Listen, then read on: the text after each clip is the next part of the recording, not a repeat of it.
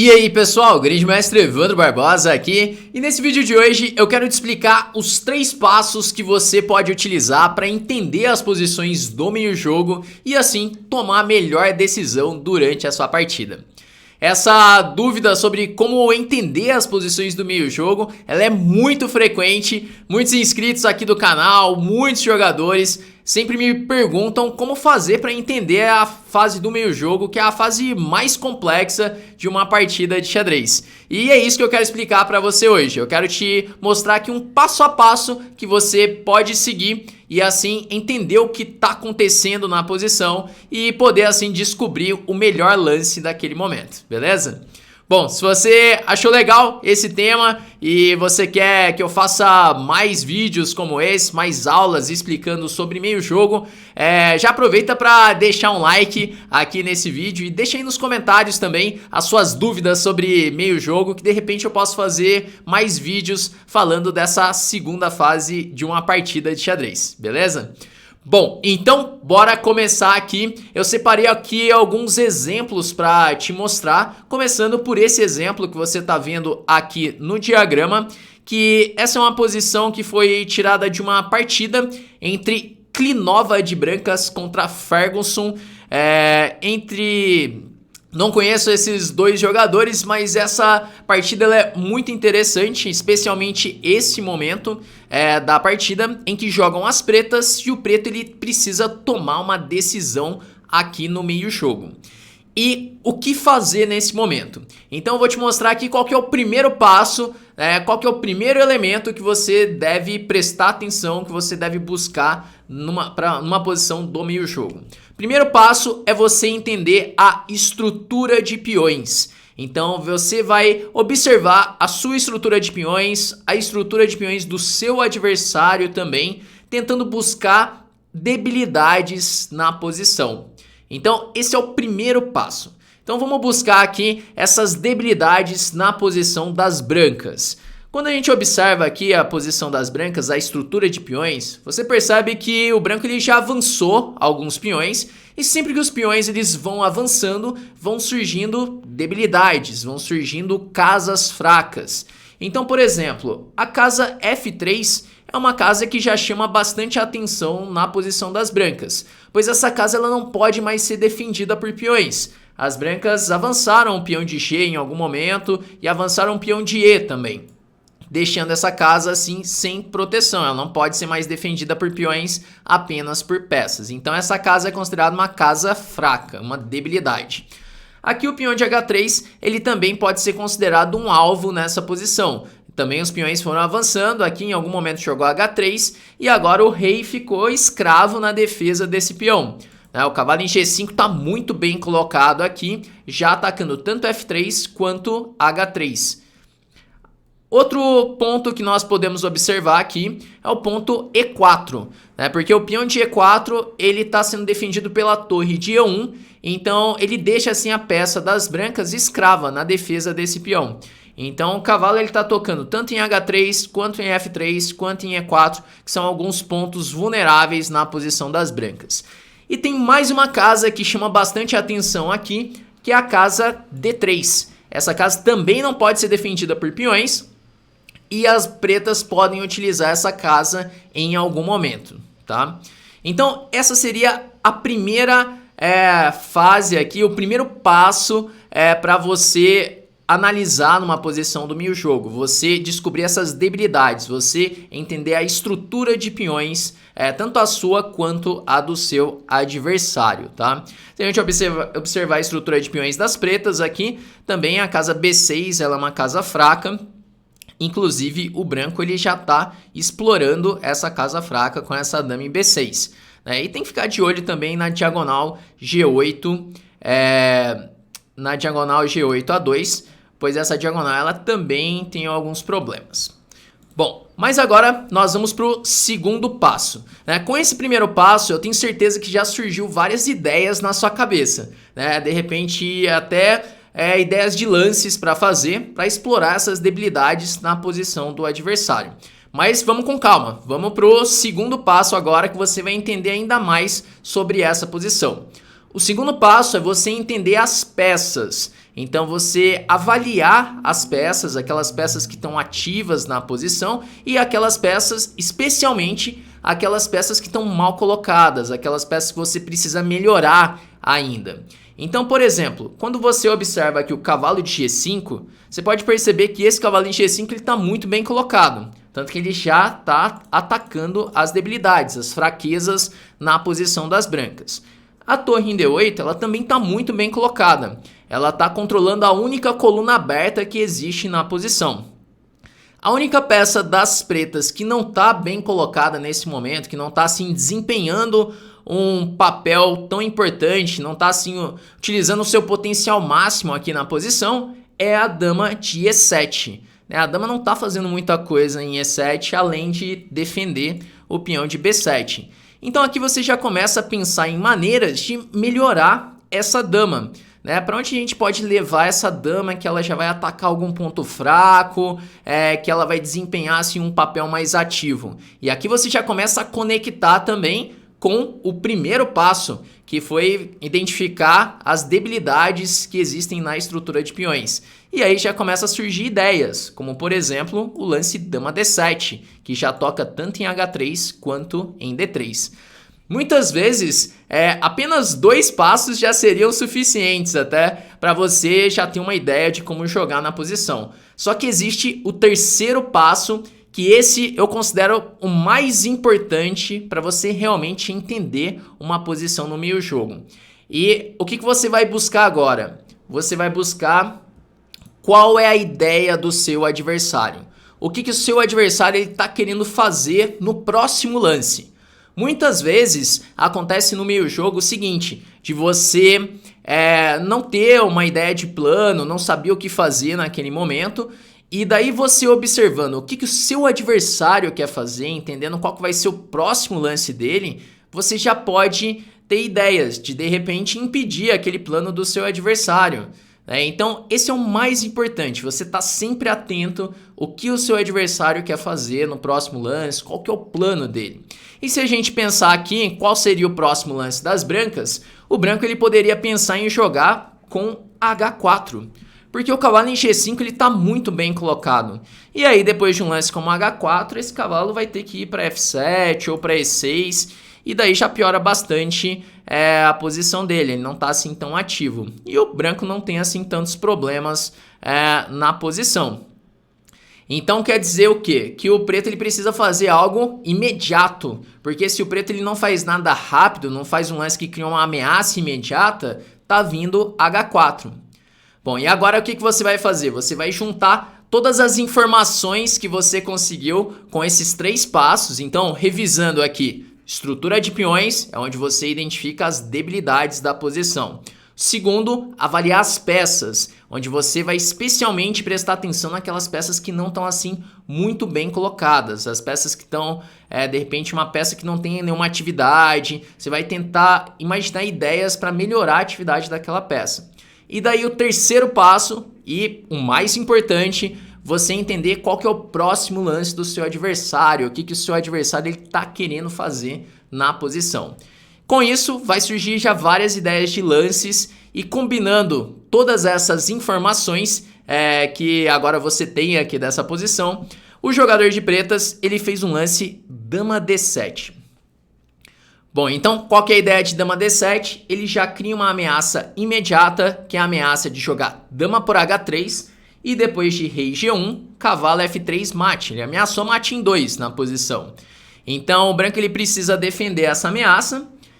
Se jogar um lance como torre H1, então as pretas já podem pensar em tomar em E4, por exemplo, ou então até dama D3, que pode ser um lance mais forte nessa posição. O dama D7 ele ainda ameaçou invadir essa casa fraca, e aí ameaça tomar em E4 com mais força. Por isso, depois de dama D7, as brancas fizeram G4. E esse é um lance que já compromete muito a posição, porque depois de G4 surgem ainda mais casas fracas. Por exemplo, a casa F4. Então, um lance como cavalo E6 aqui já seria suficiente para dar uma grande vantagem para as pretas, que esse cavalo ele vai entrar em F4 e ele vai virar um monstro ali em F4, né? Só que as pretas fizeram um lance que é ainda mais forte. As pretas fizeram H5, já atacando o peão de G4, aproveitando que se tomar em H5, tem dama por H3 cheque, rei G1 e agora cavalo F3 mate. Bom, então depois de H5, seguiu cavalo E3 e agora vem dama D3. E aqui a posição das brancas ela começa a desmoronar. O preto ele consegue utilizar todas as debilidades aqui na posição das brancas. Ele aproveita todos os pontos fracos, né? Agora a dama ela entra em D3, já ameaçando dama por E4 e não tem uma maneira de defender esse peão de E4, porque se jogar, por exemplo, F3 agora, é possível jogar dama D2 cheque, que aí já inclusive ataca a torre de E1, e se jogar agora com rei F1, então tá caindo H3, tá caindo F3, então já tá caindo bastante material aqui na posição das brancas, né? Cavalo por H3 já ameaça dama por F2 mate. Então por esse motivo, depois de dama D3, as brancas fizeram H4, mas agora vem dama por E4 cheque, rei F1, dama H1 cheque, rei E2, dama F3, rei F1, e nesse momento o jogador de brancas já abandonou, porque tá vindo torre D2 no próximo, já ameaçando mate em F2. E aí não tem como defender essa posição das brancas, certo? Então, com esses 3 passos, o jogador de pretas ele conseguiu tomar aqui a melhor decisão. Isso que você pode tentar fazer nas suas partidas também. Você vai perceber como surgem muito mais ideias de planos, muito mais ideias do que fazer na posição. Mas eu separei aqui mais um exemplo para ficar ainda mais claro como que funciona esse processo, como que você pode usar esse passo a passo. Então, nós vamos agora para o próximo exemplo. E beleza, essa é a posição que eu quero analisar agora com você. Essa é uma posição característica da defesa íntia do rei, aqueles jogadores que jogam a defesa íntia do rei estão acostumados com esse tipo de estrutura. E nós vamos começar aqui utilizando o passo 1, que é você entender a estrutura de peões, você entender as debilidades que existem na posição.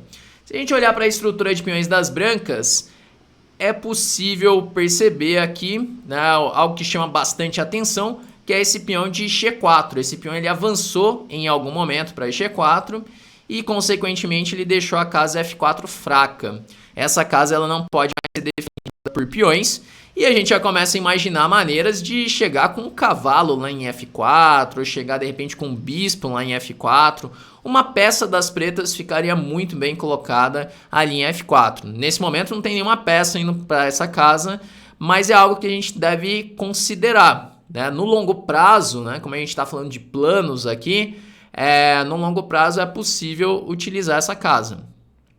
Bom, as casas na posição... Além da casa F4, na posição das brancas não tem mais nenhuma casa que chama assim tanta atenção, né? D3 ainda é muito difícil de usar, então a gente vai considerar mais a casa F4. E aqui na posição das pretas chama a atenção H6 e F6. No entanto, ainda não é fácil de usar essas casas também. A gente vai considerar mais aquela casa fraca que ela pode ser utilizada em algum momento, né? Claro que a gente tem que ficar de olho aqui, H6 e F6, mas não parece tão fácil sem a presença da dama, né? Claro, se a dama chegar em algum momento aqui para a ala do rei, então pode ficar bem perigoso. Mas nesse momento, apenas com o bispo em E3 e a torre em H1, não é claro como que as brancas vão utilizar essas casas, tá? Mas é bom já ficar de olho nisso. Então esse é o primeiro passo, você vê a estrutura de peões, as debilidades, e agora nós vamos para entender as peças, né? Avaliar aqui as peças, tanto das brancas quanto das pretas. E o que acontece? Eu tô te mostrando esses 3 passos, só que de uma posição para outra, algum vai ter uma relevância maior, tá? De repente pode ser a estrutura de peões, de repente pode ser as peças, de repente pode ser a ideia do seu adversário. Então isso vai variar de uma posição para outra, né? Mas unir esses 3 passos, ele vai te ajudar muito a entender o que está acontecendo aqui no meio jogo. Agora vamos para as peças. Nesse caso aqui você vai perceber que a avaliação das peças vai ser fundamental. Se a gente olhar na posição das pretas, Especialmente o bispo de G7 e o cavalo de H7 são peças que não estão bem colocadas nesse momento. O bispo de G7 ele é um bispo mau, ele está sendo bloqueado pelos próprios peões, então o próprio peão central aqui em E5 ele bloqueia esse bispo de G7, por isso que ele é um bispo mau, ele é da cor dos próprios peões centrais. Da mesma maneira, o branco tem um bispo mau aqui que é o bispo de E2, ele é bloqueado pelos próprios peões. Se você observar, o branco tem todos os peões em casas brancas, e aí esse bispo não tem boas diagonais, ele está bem limitado. O bispo bom aqui, no caso das brancas, seria o bispo de E3, né? Então a gente já percebe esse detalhe, esse bispo ele está mal, ele não está bem colocado. E aí vai surgir ideias para melhorar esse bispo. Mas existe também uma outra peça que não está bem colocada, que é o cavalo de H7. Esse cavalo está aqui no canto do tabuleiro, e é preciso melhorar esse cavalo em algum momento. A gente já pode começar a imaginar algumas ideias para melhorar esse cavalo. Essas são as duas peças que chamam mais atenção aqui na posição das pretas. Pois o cavalo de A6 ele tem potencial de melhorar, vindo para C5, né? O bispo pode ser desenvolvido para D7, mas essas duas peças, nesse momento, elas não estão nada bem colocadas, né? E agora vem o terceiro passo, que é entender o que o seu adversário está querendo fazer. Nessa posição aqui, o que o branco está querendo fazer é jogar com torre G1, G5 e bispo G4. Esse aqui é o plano das brancas. Por que ele quer fazer isso? Se coloca o peão ali em G5, já vai restringir bastante a atividade desse cavalo e também do bispo. Essas duas peças não vão jogar mais. E além disso, o branco ele quer fazer o quê? Trocar o bispo mal dele, ele quer trocar o bispo de casas brancas. Isso é muito importante aqui. Por isso que ele quer jogar torre G1 e G5 também. Ele libera espaço para esse bispo ir lá para G4. E aí essa troca vai ser bem favorável aqui.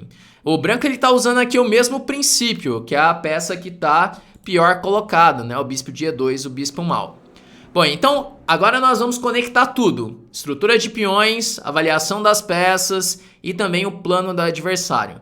Pensando em tudo isso, aqui surge uma ideia para as pretas, que é a ideia de jogar com bispo F6. Bispo F6 tem a ideia de jogar bispo G5 e trocar o bispo mal, trocar o bispo de casas pretas. Já resolve o problema dessa peça, que não está bem colocada aqui. Evita o plano do adversário, que é o plano de jogar com G5, e vai continuar o adversário vai continuar com esse bispo mal lá em E2. E além disso, depois de trocar esses bispos, o cavalo ele pode voltar para o jogo, vindo para G5. Então, com esse lance, o preto ele resolve vários problemas da posição e assim consegue melhorar aqui a posição das pretas. Então, depois de bispo F6, seguiu o cavalo F1. Se jogasse aqui bispo H6, torre E8, não melhora muito a posição, tá vindo bispo G5 de qualquer maneira. Então cavalo F1 e agora bispo G5. Mas aí você pode pensar, pô Evandro, mas vai trocar o bispo de casas pretas aí da Índia do Rei, o bispo que defendia aqui as casas H6 e F6. Mas a questão é essa, que não tem como o branco explorar isso nesse momento. Como eu falei, se é uma dama que tá aqui em H6, já é outra história, né? Mas a dama está muito longe do jogo ainda e o branco não vai conseguir explorar essas casas. Então seguiu aqui dama D2, dama F6, roque grande e agora bispo F4. Então aqui as pretas conseguem utilizar inclusive aquela casa fraca, a casa F4 que nós vimos lá no início, né, avaliando ali a estrutura de peões, as casas fracas. E agora está vindo com o cavalo G5, melhorando o cavalo. E o plano das pretas é jogar com rei G7, bispo D7 e torre H8. E assim as pretas já conseguem uma vantagem nessa posição, as peças estão mais ativas. E aqui é interessante ver que quem vai utilizar a coluna H nessa posição é o preto, né? E não é o branco que vai utilizar essa coluna para atacar, como poderia parecer no início aqui da análise dessa posição. Bom, depois o jogador de pretas ele conseguiu transformar essa vantagem em vitória, ele conseguiu ganhar essa partida. Mas é muito interessante ver a tomada de decisão, como que ele conseguiu chegar nessa ideia de jogar bispo F6. Então você seguindo esse passo a passo que eu te mostrei aqui durante essa aula, os 3 passos, estrutura de peões, Depois, você avaliar as peças. E o terceiro, qual que é a ideia do seu adversário? Você seguindo esses 3 passos, você já vai conseguir entender muito bem a posição do meio-jogo e assim tomar a sua decisão, beleza? Bom, então é isso que eu queria te mostrar durante essa aula aqui de hoje. Eu espero que você tenha entendido mais sobre meio-jogo. E se você achou interessante essa aula, você quer aprender mais sobre meio-jogo, quer conhecer mais temas, deixa aí nos comentários para eu saber, já deixa o seu like aí também, que eu posso fazer mais vídeos falando sobre meio-jogo, beleza? Bom, então vamos encerrando por aqui e até o próximo.